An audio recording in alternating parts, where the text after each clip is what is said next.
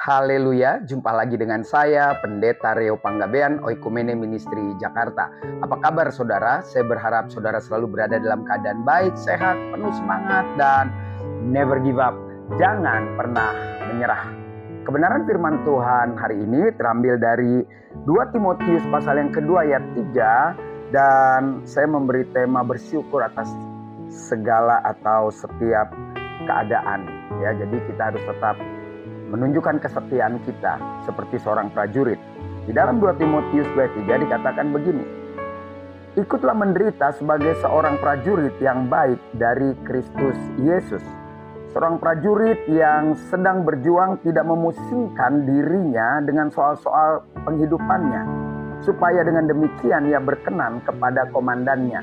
Jadi jelas sekali di dalam kitab 2 Timotius 2 pasal 3 kita diingatkan kalau kita mengikut Kristus, kita ini menjadi seperti seorang prajurit yang sedang ditugaskan perang.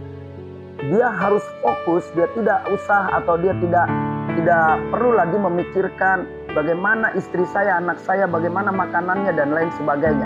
Karena komandan yang baik adalah komandan yang tidak membiarkan prajurit atau anak buahnya itu perang terbagi dua pikirannya, tidak fokus, maka itu bisa menyebabkan kekalahan.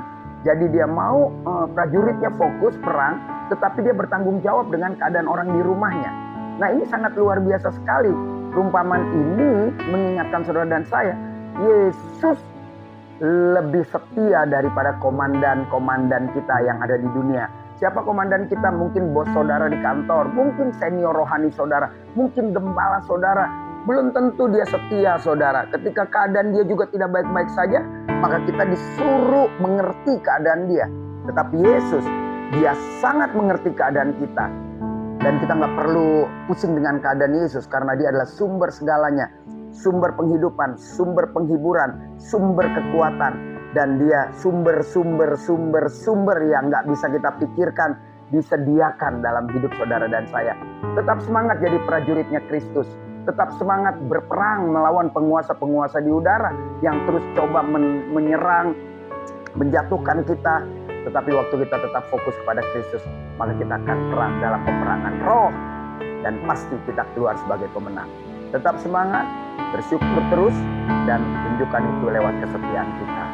Saya Pendeta Reo Panggabean, Oikumene Ministry Jakarta. Sampai jumpa pada perenungan berikutnya. Tuhan Yesus